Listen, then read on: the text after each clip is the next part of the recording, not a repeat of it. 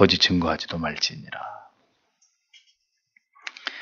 하나님을 알지 못하고 하나님의 사랑과 경외함을 잃어버릴 때 타락한 인간은 인간에 대해서 포악하고 잔인하고 냉소적인 죄성을 드러내게 되어 있습니다.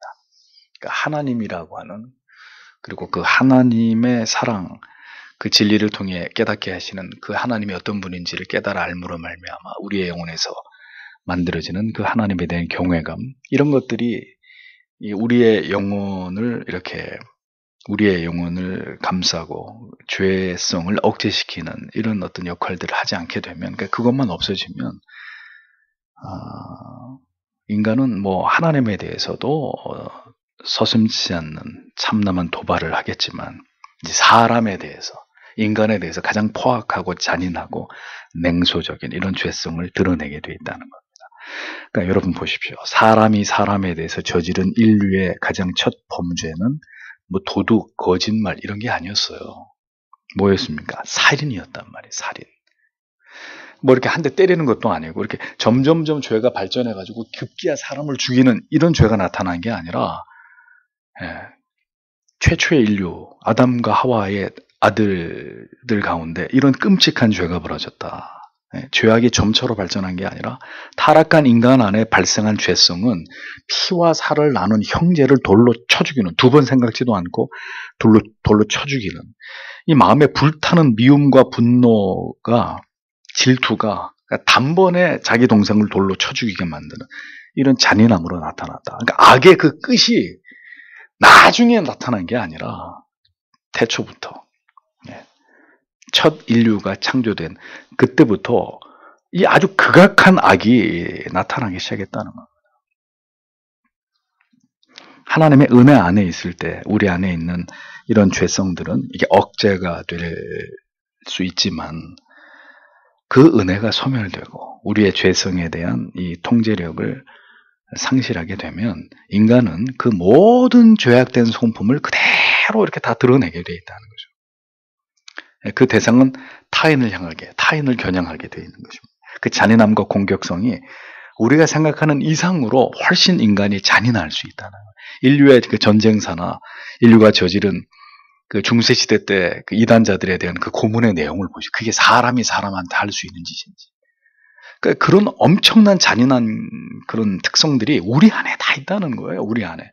다만 우리가 예수를 믿고 하나님의 자녀가 되어서 감히 그런 걸 상상할 수 없다고 생각하고, 하나님의 은혜가 그걸 억제하고 그것을 이렇게 우리 안에 있는 그런 잔인함들을, 포악한 어떤 기질과 이런 성격들을 이렇게 거기에 재갈을 물려놨기 때문에 그런 것들이 안 나타난다 뿐이지, 우리가 만약에 하나님의 은혜가 없이 예수를 모르고 점점 세상의 죄악에 노출이 돼서 우리가 세상에서 그렇게 더 많은 죄를 지으면서 살아간다면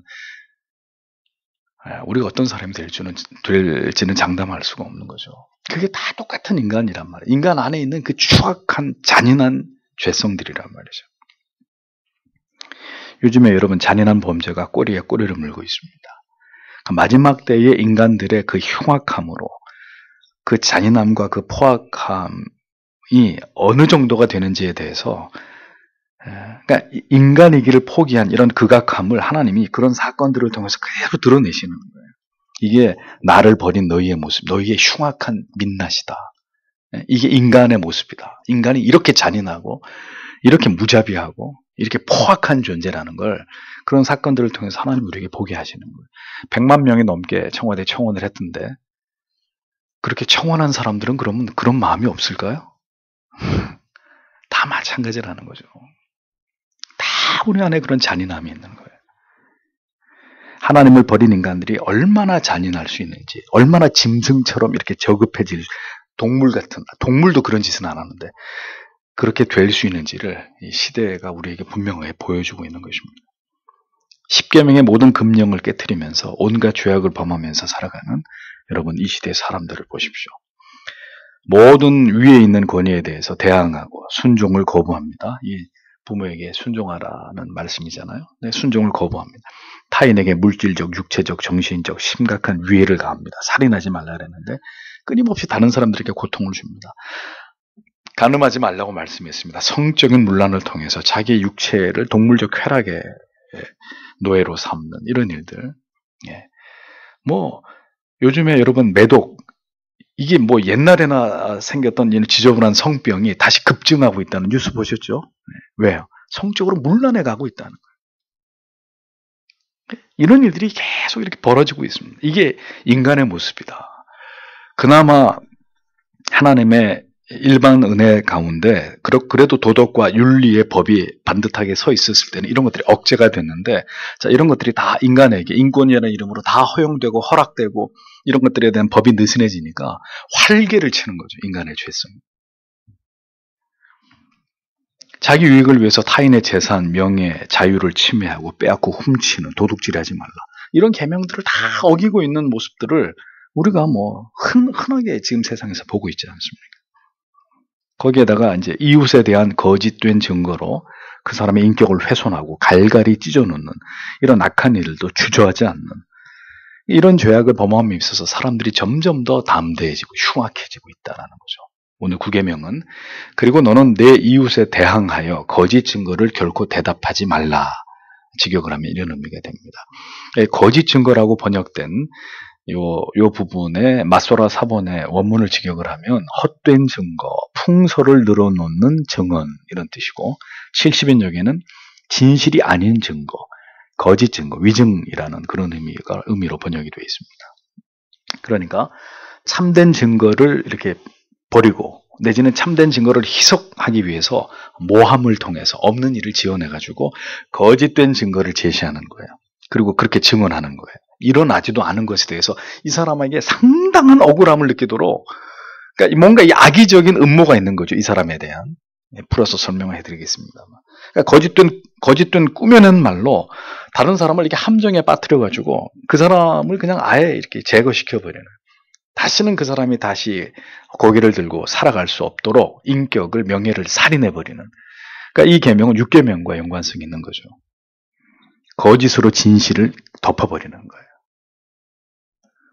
누군가 죽음과도 같은 억울함을 당하도록 교묘하게 악의적인 거짓된 증언을 해서 의로운 사람, 죄가 없는 사람을 죄인으로 만들어버리는 거죠. 이 계명은 우선적으로는 법정에서 거짓된 증언을 하는 것을 금하는 말씀이었습니다. 그러나 거기에서 더 나아가서 하나님의 백성들이 더불어 살아감에 있어서 반드시 금해야 되는, 타인에게 해가 되는 어떤 거짓된 사실이 아닌 말을 지어내서는 절대로 안 된다라는 이것을 강력하게 경고하고 있는 그런 계명이 바로 9계명인 것입니다. 하나님은 진실되시고 공평무사하신 하나님이십니다. 그래서 하나님이 제일 싫어하는 것 중에 하나가 뭡니까? 거짓된 혀란 말이에요. 거짓된 혀. 성도는 언제나 그의 입으로 진실을 말하기 위해서 노력하는 자들이 되어야 합니다. 왜냐하면 하나님을 의식하고 있기 때문에. 그러니까 거짓된 말로 누군가에게 해를 끼치는 일은 자기의 영혼을 파괴하고 그 거짓된 증거의 대상이 되는 사람에게 치명적인 해를 끼치는 것이고, 그리고 이런 일들을 통해서 공동체 전체를 죄악의 고통에 빠뜨리게 되는 중대한 죄를 범하는 것입니다. 거짓된 말이 만들어집니다. A라는 사람에 대해서 어떤 사람이 내가 거짓된 말을 만들어냈어요. 자, 이 만들어진 말이 어떻게 됩니까? 발 없는 말이 천리를 간다는 경우는 있죠.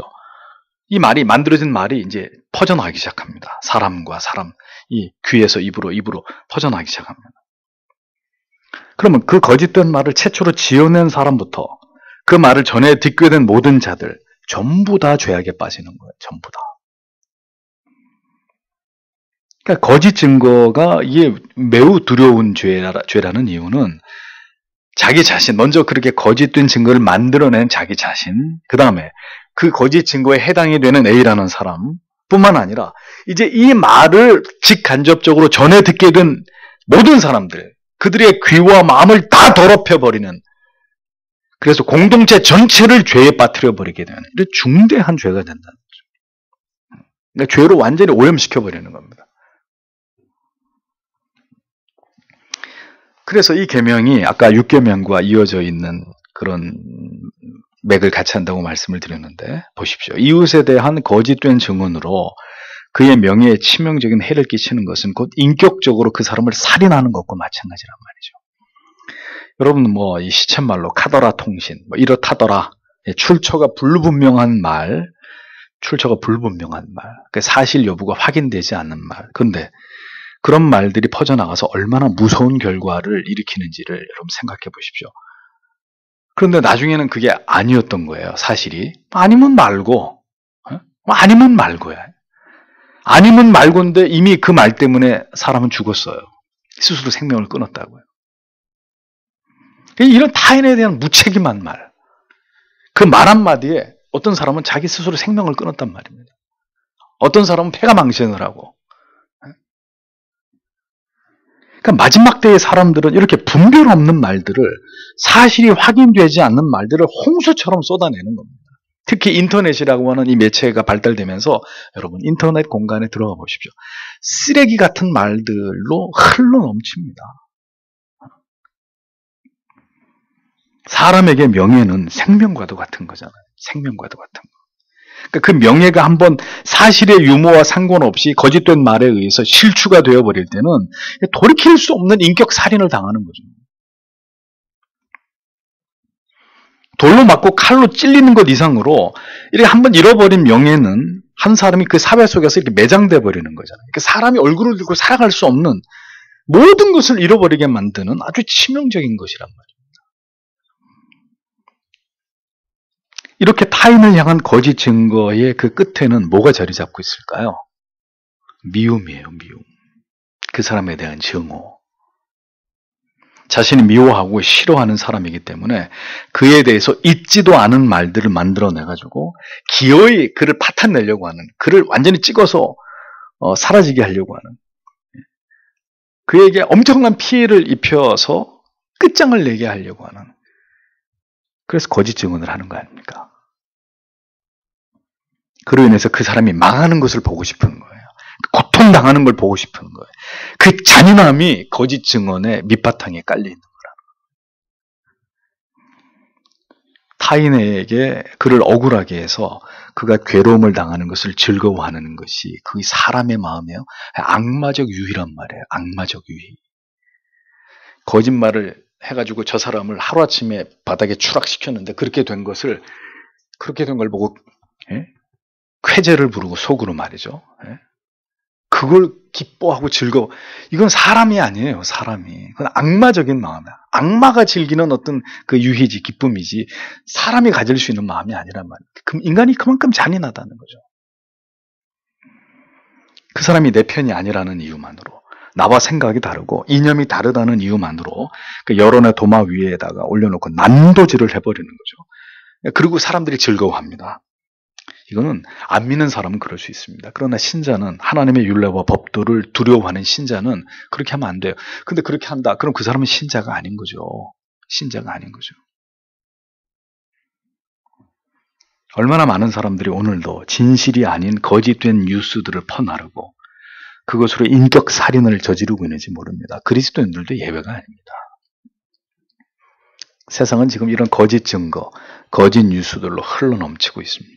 그러니까 이제는 저와 여러분이 큰 이 혼란에 빠져 있는 게 이제 진실이 뭔지를 모르겠는 거예요. 진실이.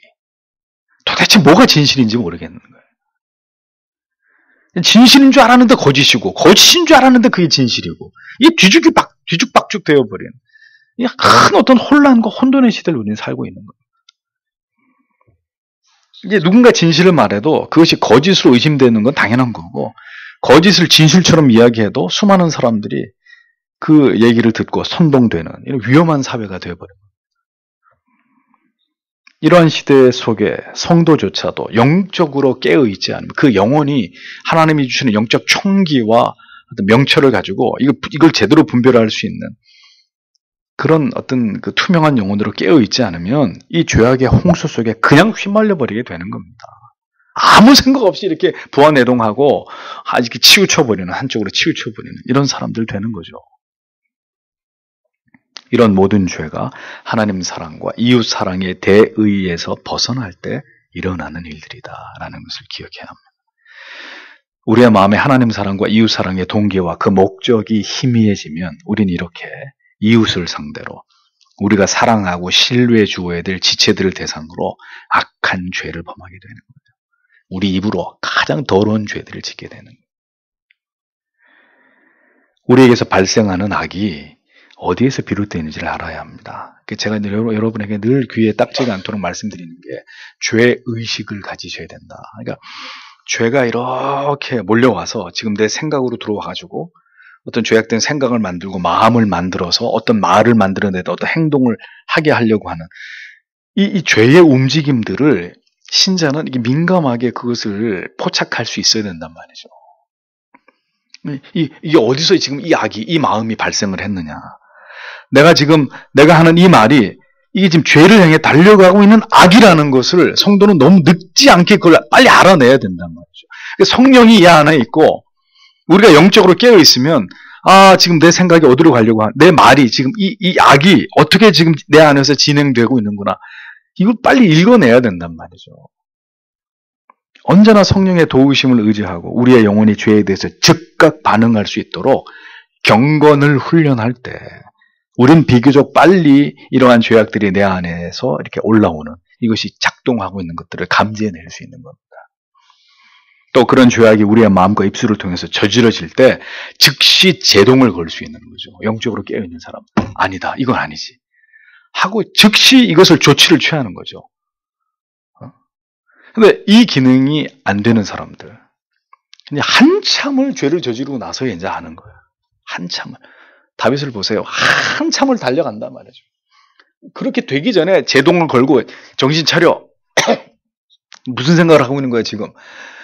그리고 하나님의 성령의 도우심을 구해야 되는데 한참을 빠져들어가가지고 이게 죄인지 죄도 아닌지 나단 선지자가 와서 나를 그렇게 꾸짖기 전까지는 모르고 있었던 거 아닙니까? 그냥 영적으로 죽어있기 때문에 잠자고 있기 때문에 경건이 한참 물러가 있기 때문에 이런 무지한 일들이 벌어지는 거죠. 언제나 주님께 기도하면서 내 영혼을 잘 살피도록 도와주셔서 혹여라도 죄악에 물들지 않도록 시험에 들지 않도록 기도하라 그랬잖아요. 오늘날 우리를 시험에 들게 하지 마옵시고 시험에 들게 하지 마옵시고 늘 주님이 가르쳐준 대로 매일매일 아침에 출근하기 전에 학교 가기 전에 하나님 오늘도 내 눈과 귀로 입으로 내 행동으로 생각조차라도 하나님 유혹이 시험에 들어올 때 물리칠 수 있게 이게 깨달아지게 이게 죄구나. 죄가 이 칼날 같은 죄의식을 가지고 내가 이런 마음을 이런 생각을 하면 안 되지. 이건 신자가 먹어야 될 마음이 아니지. 이건 신자가 내뱉어야 될 말이야. 이미 행동으로 나타났고 말했으면 즉시 사과하고 용서를 구하고 회개하고 그렇게 돼야 된다는 거죠. 신자가. 죄를 범하지 않을 수는 없습니다. 그러나 영혼이 깨어있고 언제나 성령께서 우리의 마음과 양심을 통해서 즉시 죄가 저질러지고 있다는 것을 깨닫게 하시고 민감하게 그것을 감지할 수 있도록 도와주실 때 신자는 죄를 억제하고 그 죄가 강력한 힘을 얻어서 더 많은 세력을 얻어가지고 확대되고 발전되는 것을 막을 수 있다는 거죠. 막을 수 있다는 겁니다. 존 오웬이 그 얘기를 하잖아요. 죄가 새처럼 어느 날 툭툭 하고 내 머리 위에 이렇게 죄가 유혹이 악한 생각이 이 내 머리 위에 올라와서 앉을 수 있단 말이에요. 죄가 새처럼. 그러면 그때 얼른 어이 하고 장대를 가지고 가지를 털든지 소리를 지르든지 뭐 해서 얼른 이 내 생각 속으로 들어온 죄를 쫓아내면 되는데 안 쫓아내는 거예요. 안 쫓아내니까 새가 어떻게 둥지를 틀기 시작하는 거예요. 둥지를. 나무 가지 안에다가 견고하게 둥지를 트는 거예요. 자, 이렇게 되면 이제는 이제 죄가 나와 하나가 되는 단계로 넘어가는 거죠. 그럼 이제 점점 더 이제 그 죄를 향해서 막을 수 없는, 그 죄를 향해 진행하는 걸 막을 수 없는 상태로. 그렇게 되기 전에 털어버려라, 쫓아버려라.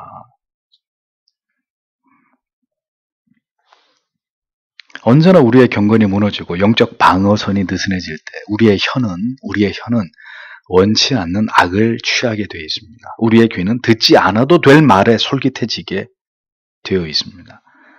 이웃에 대해서 거짓 증거를 할 때 언제나 그 죄가 확대되지 않도록 하기 위해서는 그런 거짓 증언을 듣는 사람들이 1차적으로 속히 그러한 말들이 확산되지 않도록 조치를 취해야 합니다.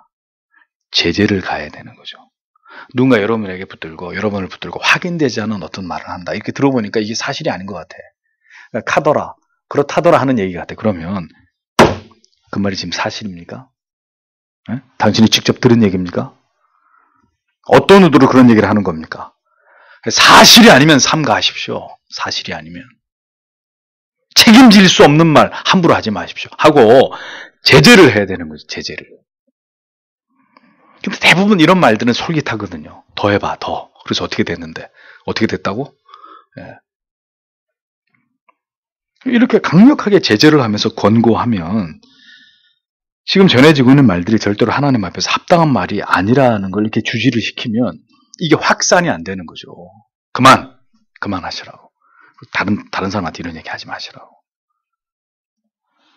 근데 그런 얘기들이 계속 퍼져나가는 것은 그런 얘기를 전하는 사람에게도 문제가 있지만 듣는 사람들이 계속 들어주는 거잖아요. 경건으로 우리의 영혼에 언제나 재갈을 물리지 않으면 우리 자신도 모르는 사이에 우리의 눈과 귀와 혀로 이러한 죄들을 거짓 증거하는 이런 죄들을 무수히 범하게 되는 것입니다. 교회와 성도가 세상의 죄를 억제시키기는커녕 점점 죄악으로 창궐해가는 세상의 죄악들을 교회가 막아내지 못한 채로 이제 교회마저도 성도들조차도 우리 안에서 물고 뜯고 거짓 증언들로 성도의 명예를 실추시키고 상처를 주는 이런 일들이 일어나고 있는 겁니다. 고소와 고발이 끊이지 않고 새치 혀끝의 말 때문에 그리스도 안에 있다고 하면서도 서로가 원수가 되어버리는 이런 일들이 일어난다면 우리는 모두 성경을 찢고 땅에다 묻어버려야 돼요. 교회가 세상에 거룩한 영향력을 미치는 것은 그건 고사하고 그런 일은 기대하지도 않고 교회 안으로 침노에 들어오고 있는 죄조차도 이제 막아내지 못하기 때문에 교회는 이제 정말 심각한 우려스러운 그런 미래를 향해서 나아가고 있는 거죠. 하나님께서 하나님을 경외하는 도를 계명과 법도를 통해서 지엄하게 말씀하시고 경고하셨어도 이를 다 비웃고 있는 이런 교회와 성도들. 그러니까 이런 십계명, 이런 도덕법으로서의 이런 십계명에 대한 이런 강해나 이런 강론이나 성도의 삶의 이런 중대한 원리들을 교회가 자주 설교하면서 이 하나님의 율법 앞에서 우리가 두려운 마음을 갖도록 하는 이런 어떤 영혼의 안전장치들이 필요한데 그 십계명에 대해서 설교를 안 하잖아요.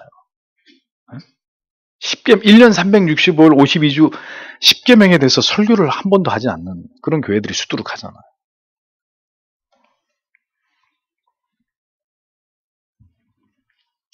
하나님의 백성들을 향하신 하나님의 뜻은 언제나 돌이켜 회개케 하시는 데 있습니다.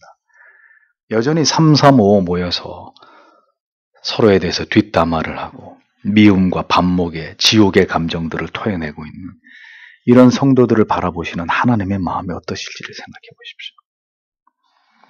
우리 모두가 기도의 자리로 나아가야 합니다. 오늘도 이 모든 우리 안에 기생하면서 날마다 고개를 쳐들고 우리를 절망에 빠뜨리는 이러한 죄악들, 잠시도 쉬지 않고 죄를 만들어내는 공장 같은 그런 우리의 이 죄된 마음을 부디 하나님께서 성령의 불로 태워주시고, 그러니까 시대가 악하다 보니까 우리가 그런 영향을 본의 아니게 받게 되는 거예요.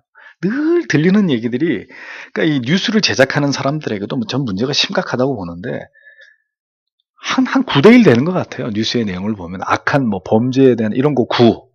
뭔가 좀 그래도 좀 이렇게 좋은 뉴스 1. 9대1 정도. 8대2 많이 잡아줘야. 그러니까 맨 그런 것만 듣고 보게 되니까 우리 마음도 자꾸 그렇게 되는 거죠.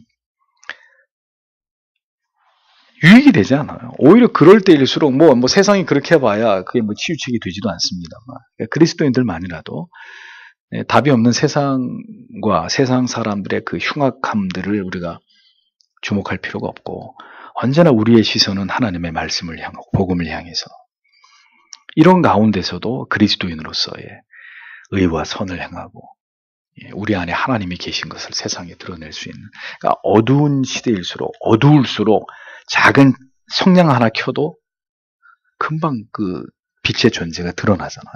그렇죠. 많은 빛 속에 있을 때는 위력이 없지만 칠흑같이 어두운 밤 야산 같은 데서는 그 담뱃불 하나도 보인단 말이에요. 저 멀리 떨어져 있어도. 그게 빛의 위력이잖아요. 그러니까 그런 그리스도인들이, 그런 교회가 지금은 필요한 것입니다. 다 같이 욕하고 그래서 어떻게 하겠어요? 어떤 대안이 우리에게 있겠습니까? 우리가 서 있는 그 자리에서 복음의 빛을 지켜들고, 그리고 하나님 앞에 기도하는 것이죠. 그거 외에는 우리가 할 수 있는 일이 뭐가 있겠습니까? 성령의 불로 하나님께서 우리 안에 있는 이 모든 것들을 태워주시고, 이 약한 시대 속에서 더 그리스도 예수의 마음을 가지고 언제나 우리의 마음과 감정과 입술로 범죄하지 않도록 하나님이 우리를 지켜주시기를 기도해야 되는 것입니다.